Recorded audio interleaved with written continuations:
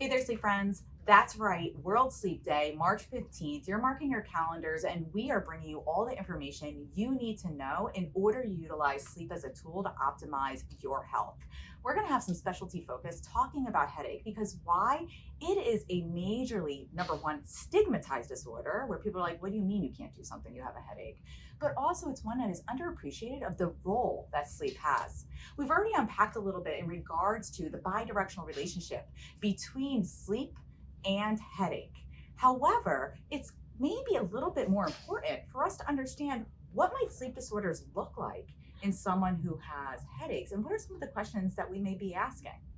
So today we're going to talk to Dr. Eric Strong. He is the person who runs our pediatric headache program. So your one-stop shop for anything if you are unable to get good control of your headaches, whether it's Botox or nerve blocks or CGRPs, you name it, you're able to actually get better control. However, we don't stop with medications. We always make sure we're using behavioral modifications and the strategies that empower individuals on their own journey. And so sleep is going to be one of the things that we're going to talk about in order to be able to better serve you. So Eric, when you're thinking about different sleep disorders in regards to headache, you may find that there's a variety of different things that people may complain about or they don't potentially recognize.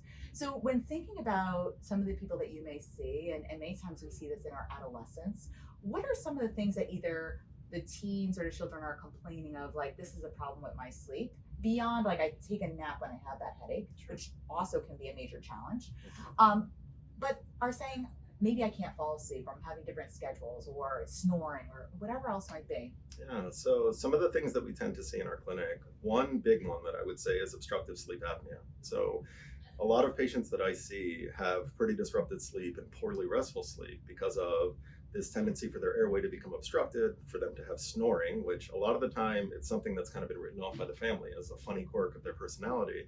But what we know is that that's something that can directly lead to more headaches.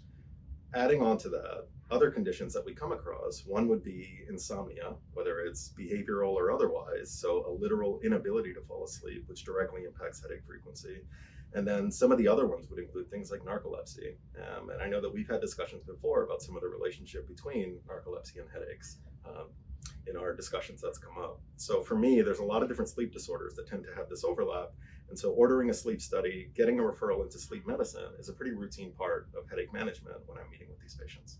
Yeah, and I would agree with you. When we're looking at each of those disorders, one of the things that's really important is that they represent different things that can be disturbed in sleep. So when you're talking about obstructive sleep apnea, we most typically are talking about individuals who are having poor quality of sleep. When we're talking about insomnia, we generally are talking about a condition that is impairing your ability to get the right duration of sleep. When we're talking about narcolepsy, they not only have poor quality of sleep because they have this disturbed nocturnal sleep, but they also are having this fragmentation across 24 hours, the severe excessive daytime sleepiness. I know myself as a migrainer, when I'm very sleepy when I'm on call, for instance, like you're suffering through right now, I'm much more prone to have my migraines, both because of that insufficient sleep, but I'm constantly battling that sleepiness to stay more awake.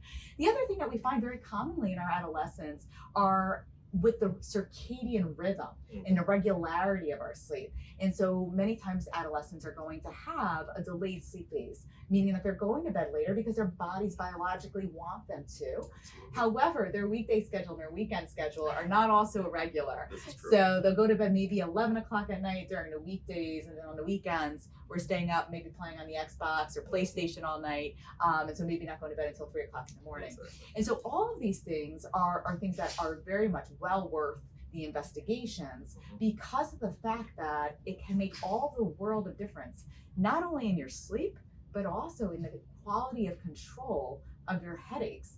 And so when you're talking to families about sleep, and its role and why you want them to see the sleep doctor and why you want to get a sleep study on them, how frequently do you encounter, but I'm here for my headaches? Yeah, very commonly and almost all the time. And I think a lot of that is we as a society have this tendency to kind of put things in these compartments where you have headaches, you have a sleep disorder, but these things never really overlap. And the truth is that there is a lot of overlap, and headaches are directly impacted by someone's quality and quantity of sleep. So we do a lot of counseling during these visits that I know you're here for headaches, but your sleep is a huge part of that.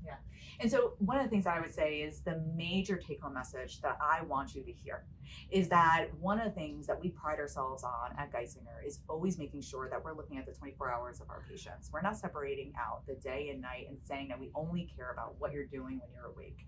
The reality is that that full 24 hours is going to impact the best you that you can be. So we very much double down on that messaging of that your best nights are going to lead to your best days and your best health.